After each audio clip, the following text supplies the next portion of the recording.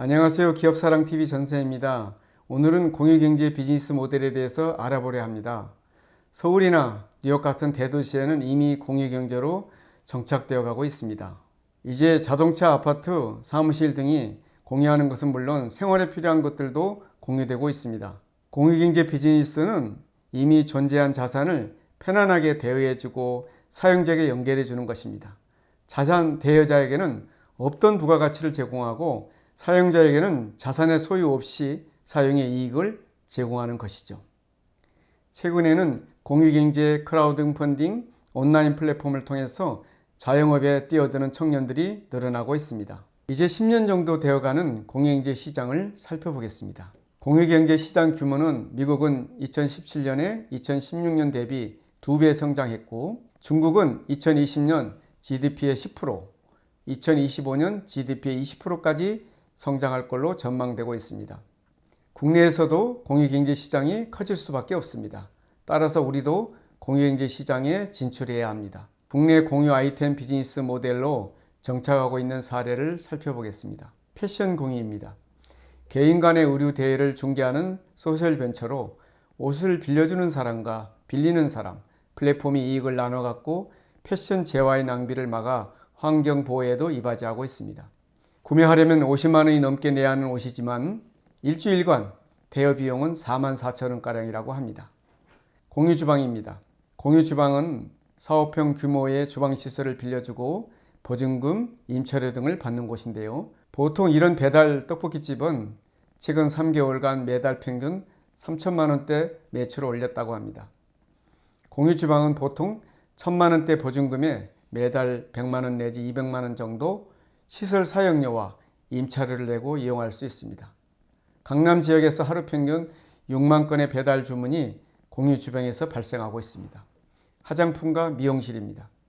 KC의 경우는 화장품 관련 향수 제품을 출시했는데 창업 자본금은 제품 개발비 1,500만 원뿐, 생산 공장도 없고 판매처도 없었습니다. CF를 만들어 크라우드 펀딩 사이트에 올려 자금 5억 원을 모으게 됐다고 합니다. 화장품 전문 생산업체에 제조를 맡기고 물류회사를 통해 배송을 한 겁니다. 그렇게 지금까지 8만 개를 팔아 매출 8억 원을 기록했다고 합니다. 즉 크라우드 펀딩이라는 비즈니스를 잘 활용한 것입니다. 최근 서울 강남역에 200여 평의 공유 미용실 문을 열었습니다. 강남에서 200평 미용실을 창업하려면 최소 6억 원이 필요하고 1인 미용실 개업도 1억 원 이상이 듭니다. 공유 미용실을 활용하면 1,000만 원이 안 되는 돈으로 강남에서 단독으로 개업할 수 있습니다. 공유 주차장입니다. 도심에서 운전하다 보면 주차할 곳을 못 찾아 헤매는 경우가 많은데 공유 주차 서비스는 목적지 근처에 주차장을 검색하여 주차장의 요금과 비인 공간을 확인하고 예약 결제하면 누구나 사용할 수 있습니다. 무엇보다 자기 집 앞에 거주자 우선 주차장을 공유할 수 있다는 점은 공유경제가 추구하는 비효율의 효율화의 특징입니다. 공유주택입니다. 공유주택 사업은 밀레니엄 세대의 특징인 1인 가구, 저출산 및 저소득 구조, 급변하는 기술과 유행으로 인해서 소유경제에 대한 비용 부담이 높아지고 필요성이 낮아지면서 나타난 대여 서비스 사업의 변화입니다. 건설회사나 건물주도 기존에 가지고 있던 건축기술이나 빌딩을 획일적인 주택 상품으로 계속 판매하기보다는 새로운 공유 상품 형태로 설계와 계약 조건을 바꿔야 하는 시대가 되었습니다. 지식 공유입니다. 최근 모바일 플랫폼의 발달과 공유 경제의 확대 분위기에 맞춰서 휴넷의 탤런트벙커나 ST 유니타스의 에스크 같은 전문가 지식 공유 서비스가 다시 생겨나고 있습니다.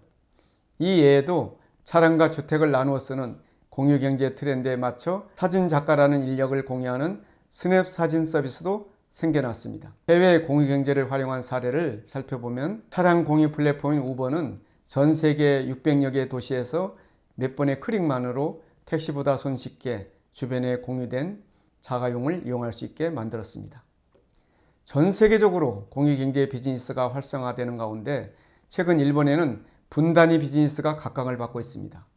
일본 최대 철도회사인 JR 동일본은 역사 안에 공유 오피스 비즈니스를 초소형 사무 공간이지만 책상과 의자, 냉난방, USB 콘센트와 전원까지 근무 환경을 갖추어 고도화된 라이프스타일 서비스를 제공하고 있습니다.